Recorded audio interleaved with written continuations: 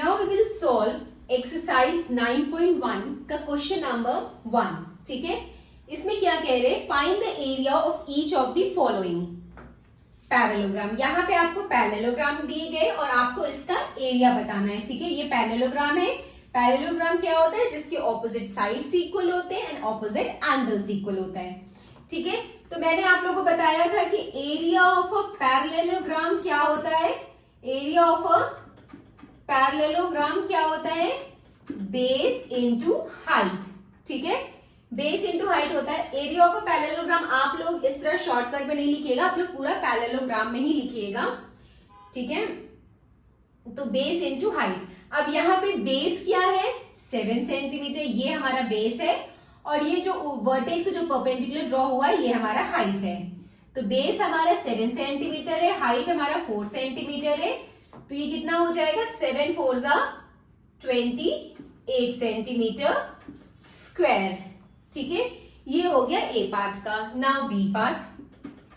B part में क्या है, एरिया ऑफ अ पैरेललोग्राम हमें निकालना है। तो area of a parallelogram equal to base into height. ठीक है, अब यहां पे देखिए बेस क्या है 5 सेंटीमीटर, तो हमने 5 लिख दिया। हाइट क्या है, ये जो परपेंडिकुलर ड्रॉ हुआ है ये क्या है 3 सेंटीमीटर, तो 3 लिख दिया। तो ये आ गया 8 5 3 15 सेंटीमीटर स्क्वायर। ठीक है, यूनिट लिखना मत भूलिएगा, ये हो गया 15 सेंटीमीटर स्क्वायर। अब सी पार्ट। ठीक है, सी पार्ट मैं ये इसे रब कर रही हूं, मैं सी पार्ट यहां पे सॉल्व कर रही हूं। ठीक है, बी पार्ट आप लोगों ने देख लिया, simple. Area of a parallelogram base into height होता है, बेस और हाइट को मल्टीप्लाई कर दिया तो 5 3 15 स्क्वायर आ गया। ठीक है, तो सी पार्ट में यहां पे ही सॉल्व कर रही हूं, इसे मैं रब कर रही हूं। ठीक है, सी पार्ट। सी पार्ट के केस में एरिया ऑफ अ पैरेललोग्राम क्या है, बेस इनटू हाइट। बेस हमारा क्या है 2.5 है और हाइट क्या है हमारा 3.5 है। ठीक है, अब इसको मल्टीप्लाई करते हैं। 2.5 को 3.5 से हमें मल्टीप्लाई करना है। 5 5 25, 5 2 10, 2 5 3 15, 5 1 3 2 6 और ये 7। तो ये आ गया 5 7 8 और पॉइंट 2 नंबर के बाद लगेगा तो 8.7। ठीक है, तो इसका आंसर आ गया 8.75 सेंटीमीटर स्क्वायर। 8.75 सेंटीमीटर स्क्वायर, ये इस सी पार्ट का एरिया आ गया। ठीक है, now the next part. Now this D part is, ठीक है, अब डी पार्ट में हमें ये पैरेललोग्राम है, इसका हमें एरिया निकालना है।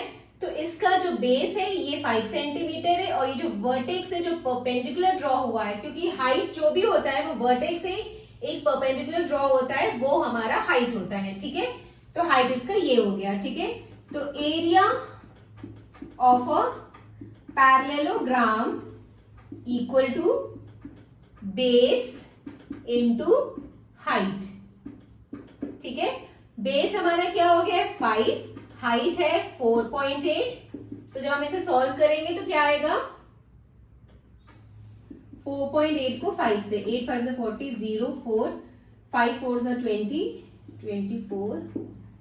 24 सेंटीमीटर स्क्वायर।